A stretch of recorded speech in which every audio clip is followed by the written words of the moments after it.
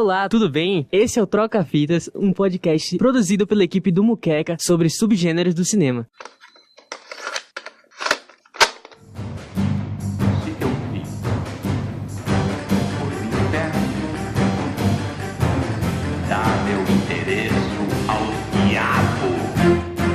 Meu nome é Alan Pinheiro e eu tô aqui com ele, que ama filme de rodas, Vitor Lee. Salve, salve galera, bom dia amantes da sétima arte, bom dia a todos. E tô aqui com ele, Cícero Proença, o cara que gosta do Zé do Caixão. Bom dia, gente. Tudo bem? Tô aqui hoje pra falar um pouquinho do cinema nacional trash pra vocês. A gente não tá com o Arthur aqui, mas daqui a pouco ele chega. E enquanto ele não chega, a gente vai apresentar os filmes trash, não é mesmo? Isso mesmo. Tá, então pra começar, eu acho que pra falar de trash a gente precisa falar sobre o cinema, sobre também o esquema mercadológico. E aí por isso a gente vai voltar aos anos 30. Scotty, listen to me, please, for God's sake! Scott!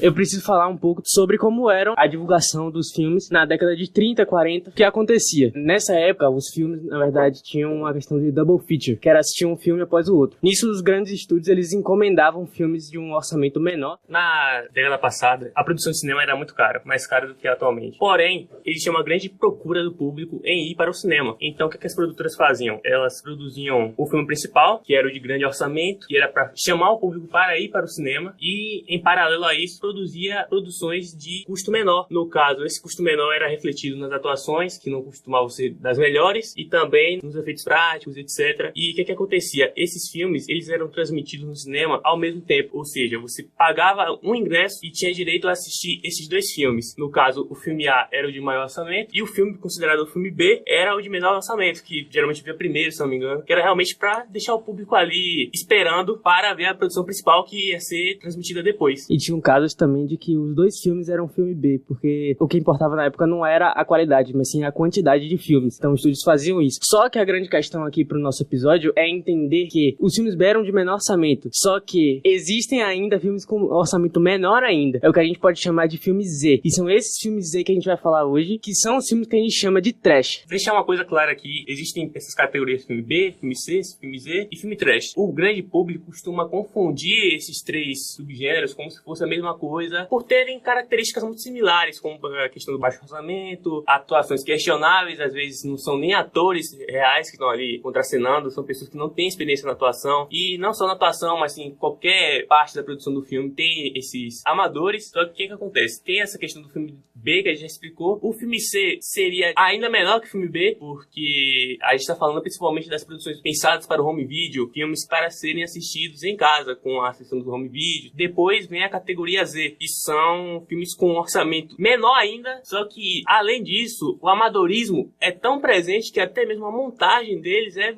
feita de uma maneira meio estranha, meio bizarra. Eu tava vendo ontem um vídeo do Entre Planos, do canal Entre Planos, que foi até com a participação do Otávio Uga. Eles citam o Ed Wood. Esse cara é engraçado, porque os filmes do Ed Wood, literalmente, tem um plano e do nada o personagem some desse plano sem explicação nenhuma. Não houve corte, não houve mudança de plano, o personagem simplesmente some. Até a montagem é estranha, eles até citam lá como exemplo o filme Glenn or Glenda. Chega a ser tão bizarro, tão mal feito, que é cômico. Eu acho que talvez o Ed Wood seja o principal cineasta dessa categoria Z, que são filmes bem antigos, por isso também essa questão do amadorismo e tal. O Ed Wood é considerado um dos piores diretores da história do cinema. Inclusive é dele aquele filme The Room, que depois surgiu um filme a partir dele chamado O Artista do Desastre, com James Franco, que é um filme muito bom que conta a história do planejamento da produção desse filme. Pull the string. Dance there. Mas o que é trash? Eu jogo essa pergunta na mesa. Pra mim, um filme que tem um baixo orçamento, que tem uma visão do que ele quer transmitir pro público, mas às vezes o público não entende o que ele quer trazer, o enredo, a mensagem por trás desse filme. Eu assisti um filme ontem, isso quer dizer muito sobre o que o diretor, o roteirista queria passar, mas ele não conseguiu. Não sei se o público não quis entender, por conta do baixo orçamento ou de efeitos não tão incríveis como a gente vê hoje no cinema, seja algo que não chame o público pra assistir, sabe? Se você pegar da palavra mesmo trash, vendo em inglês, significa lixo. Então é muito dessa ideia do filme mal feito. Mas aí a gente já entra na questão de que existem filmes trash que são feitos de forma proposital para serem ruins e filmes feitos de forma acidental. As características dos filmes de baixo orçamento tá muito ligado ao terror, de mãos dadas com o gênero terror, tanto que muitos consideram... Slasher, né? Exatamente, tanto que muitos consideram os trash como um subgênero do terror em si, mas não é só o terror. Existem outros filmes que fogem desse gênero que também podem ser considerados trash. Indo mais pra esse lado do subgênero do terror, a gente pode falar também dessa questão das atuações ruins, genéricas ou muitas vezes exageradas, e também do gore, né, que o gore ele é muito presente em alguns desses filmes. A sanguinolência, a violência gráfica é também muito forte. Só pra complementar anteriormente, você tinha citado que alguns filmes são considerados trash, não necessariamente são terror. Acho que um grande exemplo disso é aquela leva de filmes de paródia, como por exemplo Todo Mundo em Pânico, Super-Herói Filme, que são filmes com um orçamento baixo na maioria das vezes, que apelam ali para aquele humor escrachado, que é propositalmente feito de uma forma cômica, sem se levar a sério em momento algum, e mesmo assim não necessariamente faz parte do gênero de terror, como por exemplo aquele filme lá, que eu me esqueci o nome, que era sobre o fim do mundo. Mas enfim, outro exemplo é a paródia também... Com o Seth Rogen? Eu acho que é. Também tem um exemplo de Os Vampiros que se Mordam, que também é um exemplo. A maioria é bem questionável, mas não deixa de ser considerada produções trash. Cícero, eu passo a pergunta pra você. O que é trash? Pra mim, trash é um conjunto, assim. Seria a questão do baixo orçamento, mas também uma questão de técnica, sabe? De você não colocar técnicas boas no seu filme, assim. Não optar por ter um plano diferente. Não diferente, não que o diferente seja ruim, mas optar por ter planos que não favorecem, optar por atuações ruins, porque eu acho que existem filmes de baixo orçamento que são filmes bons, né, que não são considerados filmes trashes, então acho que é um conjunto mesmo de, às vezes é pelo baixo orçamento, mas às vezes também por uma questão técnica, por escolha mesmo do diretor ali. Tá, e existem alguns filmes e diretores que marcam esse gênero.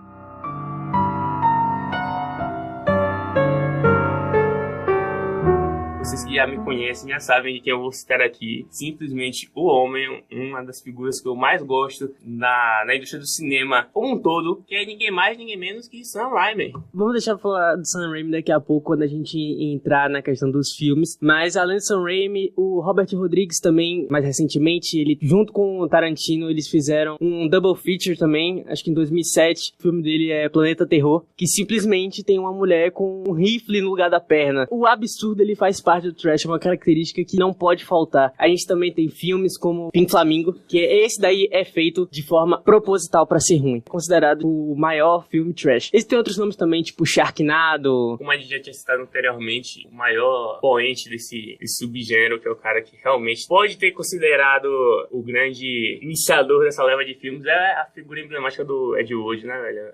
Porque ele é um caso muito engraçado, porque ele realmente acredita que os produtos dele são bons, que as produções dele são incríveis, só que não é o caso, infelizmente. Mas mesmo assim, por mais que os filmes deles sejam ruins de forma não proposital, ele ainda contribuiu para a criação desse subgênero, né? Eu acho que assim, o Ed Wood deve ter começado isso tudo e o Sam Raimi foi justamente quem aperfeiçoou, porque depois de The Room, acho que talvez o mais conhecido desse subgênero seja Evil Dead. Então, obrigado, Ed Wood. Você deu o seu pior.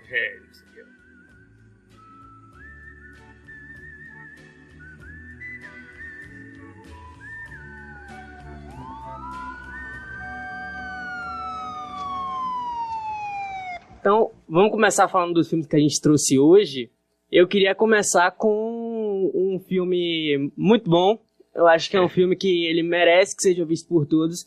Vitor, apresente.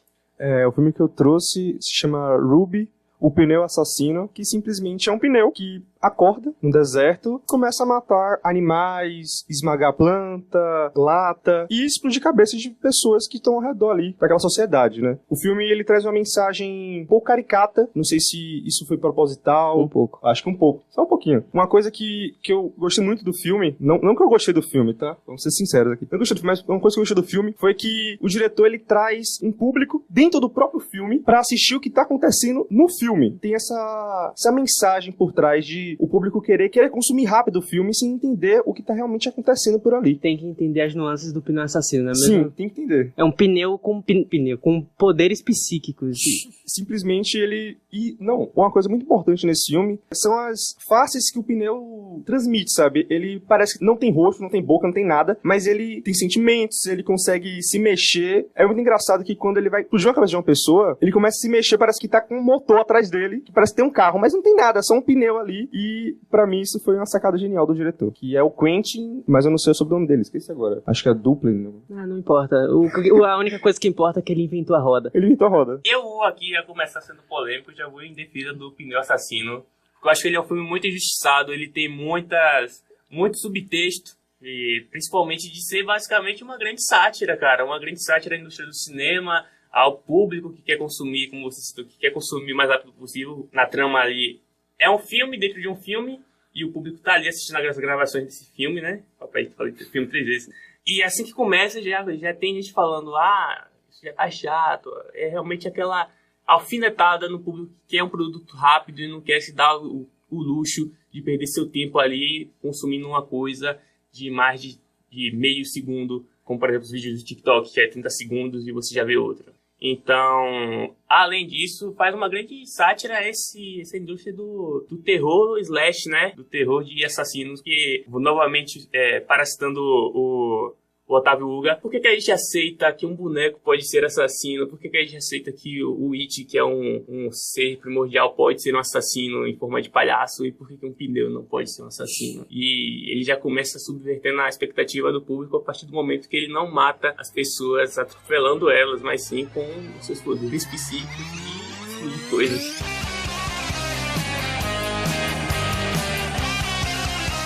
Falando de It, palhaço, eu acho que a gente pode ir pro próximo filme da lista.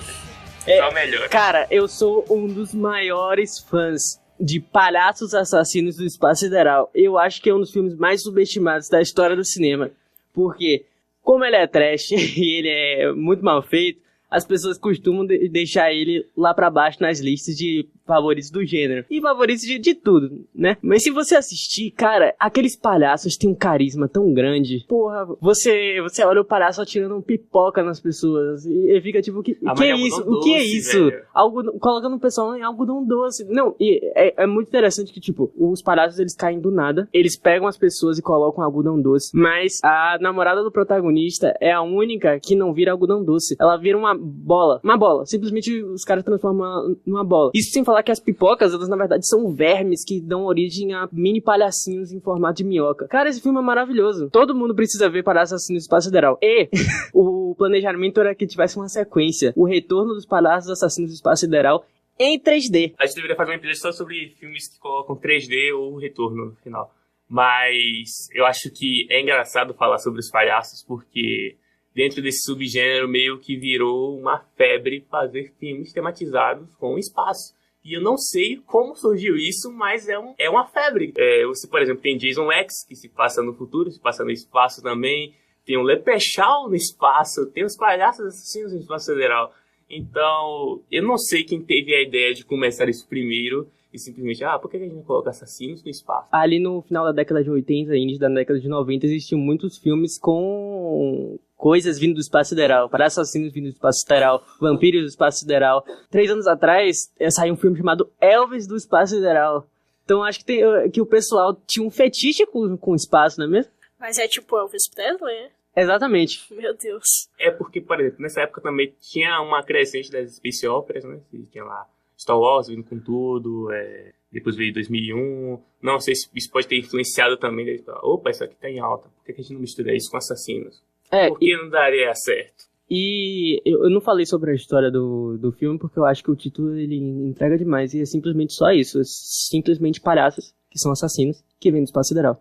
Mais uma curiosidade aí para os fãs de Palhaços Assassinos no Espaço Sideral. Ano passado, a PlayStation anunciou, depois de 30 anos, um jogo desse filme. E eu simplesmente não sei como reagir a essa notícia. Eu te disse, é um filme muito bom. E, realmente. Tipo, eu vejo algumas pessoas reclamando, principalmente das atuações, mas, cara, eu não vi problema nenhum nas atuações. Simplesmente, tipo, eu acho que quando foi pedido que os atores fossem caricatos, eles conseguiram fazer, e quando tivesse seriedade, eles também conseguiram fazer. Tem até uma cena que, tipo, o filme, ele não se leva a sério. Isso é muito claro. E é um dos maiores méritos dele, é exatamente não se levar a sério. Mas existe uma cena em específico, cara, é terror puro ali. Eu olhei e falei, isso daqui não é trash, isso daqui é uma cena de terror muito bem feita, que foi quando o policial, ele é usado como manequim por um dos palhaços. Cara, aquela cena é muito boa.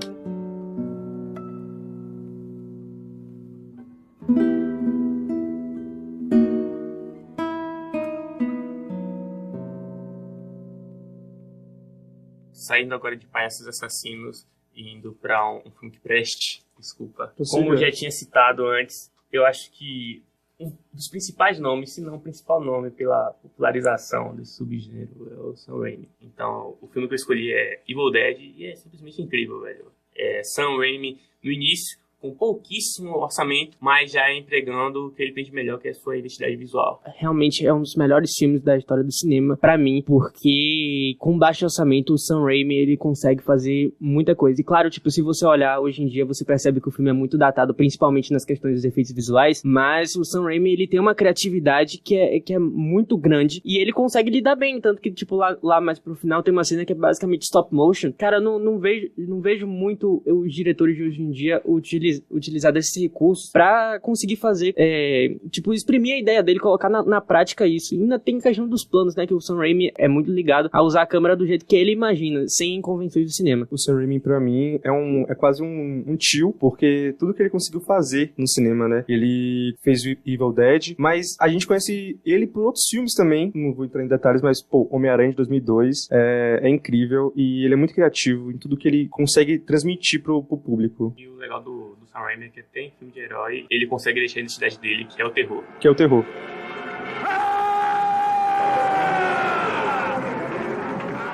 Tá, mas pra finalizar, a gente finaliza com um dos maiores nomes do terror nacional. Tenho medo até hoje. Zé do Caixão aí.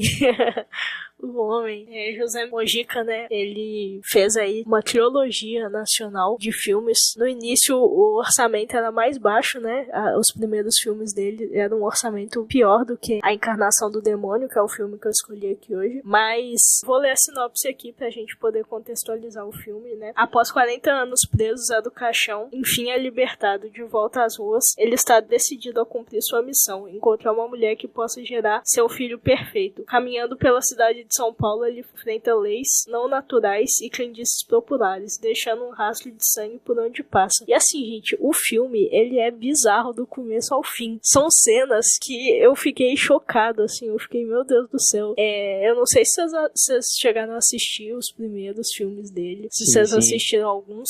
É uma trilogia, né? Tem o A Meia-Noite Levarei Tua Alma, que é de 64, Essa Noite Encarnarei no Teu Cadáver, que é de 67, e o Encarnação do Demônio, que é o último filme dele, né, que é de 2008. Mojica morreu em 2020 e deixou aí pra gente A Encarnação do Demônio. E no filme, né, ele quer encontrar uma mulher superior pra poder gerar o filho perfeito dele.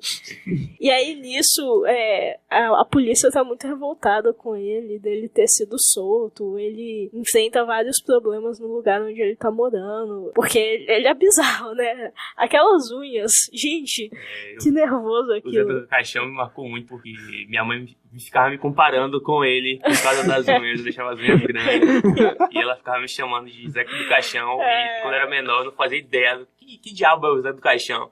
Então depois eu fui descobrir o trabalho dele. E o trabalho dele é muito importante, porque o Brasil aqui, o cenário do cinema nacional, ele é muito reconhecido pelas comédias, e o público acaba achando que só tem comédia. Mas não, o trabalho dele mostra que também tem lugar aqui para o cinema independente. Tem um grande cenário de cinema independente aqui no Brasil e que merece ser valorizado. Sim, com certeza. E no filme, né, tem várias cenas que chocam, assim, igual quando uma mulher sai de dentro de um porco, outra quando o policial é pendurado por ganchos cravados nas costas. Tem uma descida por purgatório também, que é uma coisa muito louca. Mas, por hoje, eu acho que a gente conseguiu abarcar pouco do cinema trash. Um pouquinho só. Mas se você quiser conhecer mais, tem a Pauline Kael, que é uma das maiores críticas do cinema, que ela escreveu um texto sobre isso. Existem também outras pessoas nas redes sociais que vocês podem procurar pra saber. Isso daqui é só um início. Acompanhe o Muqueca. Posteriormente, a gente também vai fazer umas produções voltadas para o trash. Alguns textos sobre trash vai sair, até mesmo pra gente se aprofundar mais nessa conversa aqui que a gente iniciou hoje, porque aqui agora é só a pontinha do iceberg mesmo.